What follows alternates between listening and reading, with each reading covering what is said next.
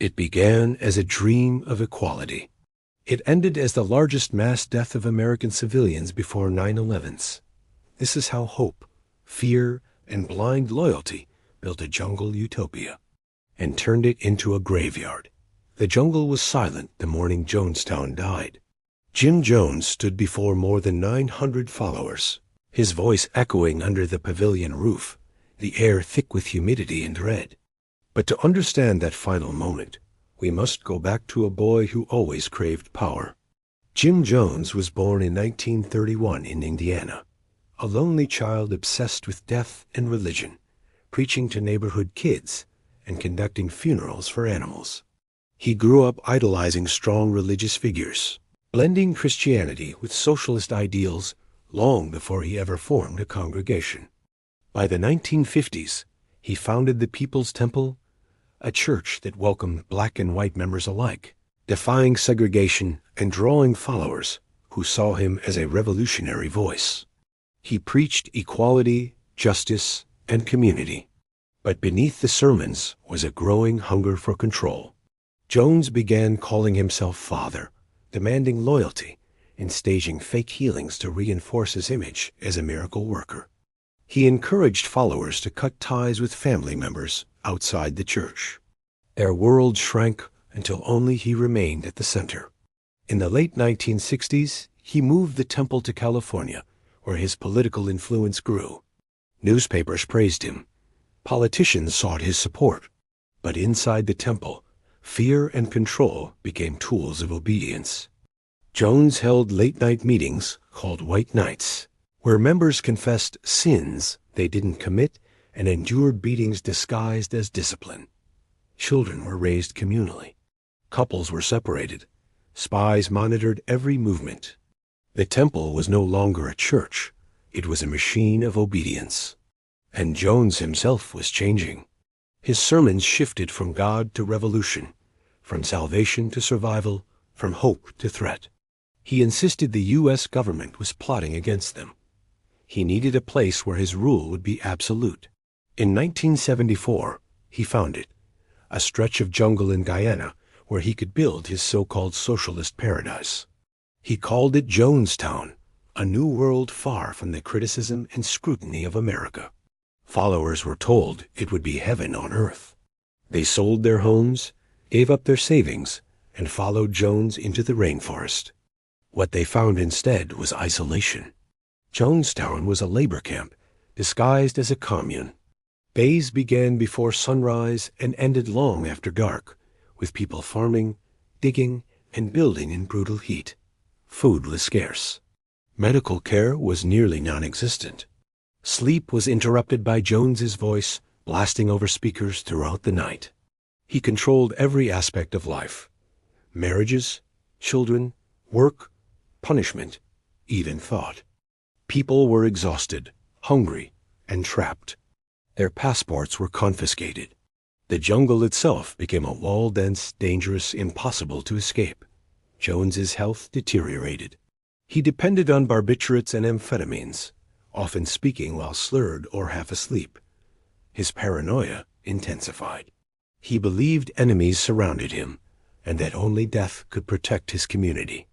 White Nights continued in Jonestown practice sessions for mass suicide disguised as loyalty tests. Jones framed death as a political act, telling followers that their lives meant nothing in a world ruled by oppression. While people in the U.S. grew concerned, families begged authorities for help. Letters were written. Stories were told. Rumors of imprisonment and abuse began to spread. Finally, someone listened. U.S. Congressman Leo Ryan traveled to Guyana in November 1978 with journalists and worried relatives to investigate Jonestown firsthand. At first, Jones choreographed everything: smiles, songs, perfectly staged scenes of unity. But cracks formed quickly. Several members slipped notes to the visitors, begging for escape. They told the truth. They were prisoners. Ryan agreed to take defectors home. It was a small breakthrough, a moment of hope, but it ended in violence. On November 18th, at the Port Kaituma airstrip, Jones's armed guards attacked Ryan's group. Bullets tore through the crowd. Leo Ryan was shot and killed, becoming the only U.S. congressman ever assassinated in the line of duty. Back in Jonestown, Jones knew the end had come. He gathered everyone beneath the pavilion, his voice trembling with exhaustion and desperation.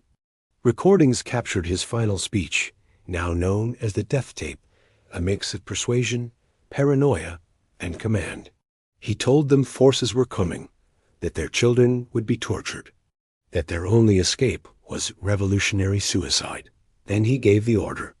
A vat of grape flavor aid mixed with cyanide and sedatives was prepared.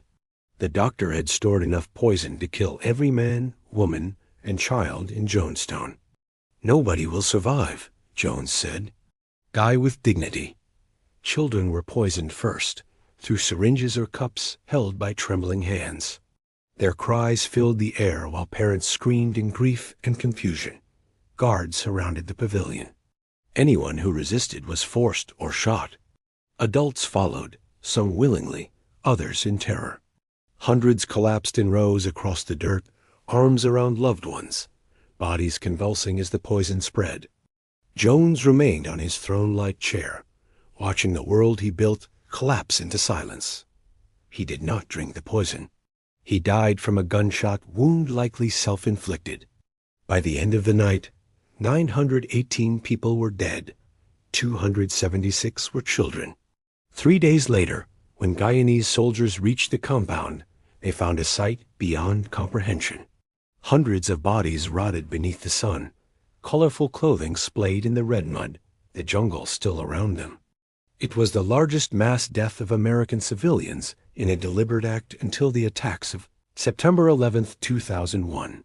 The survivors were few, those who hid, those who ran, those who were away on errands when the final order came. They emerged broken, traumatized, and haunted by what they witnessed. Families across America received news that their loved ones had died in a foreign jungle, far from home, in the name of a man who had preached equality and delivered death. In the years that followed, Jonestown became a symbol not just of cults, but of unchecked power, manipulation, and the terrifying strength of belief when twisted by a single voice. The phrase "drinking the Kool-Aid" entered pop culture, but the truth behind it remained unspeakably tragic. These weren't mindless followers. They were people searching for belonging, people who believed in justice, people who trusted the wrong man. Jim Jones offered paradise and delivered a graveyard. And Jonestown stands as a warning. When one voice becomes the only voice, danger is already at the door. For more real stories told like this, follow True 10 and watch the rest of our true crime series.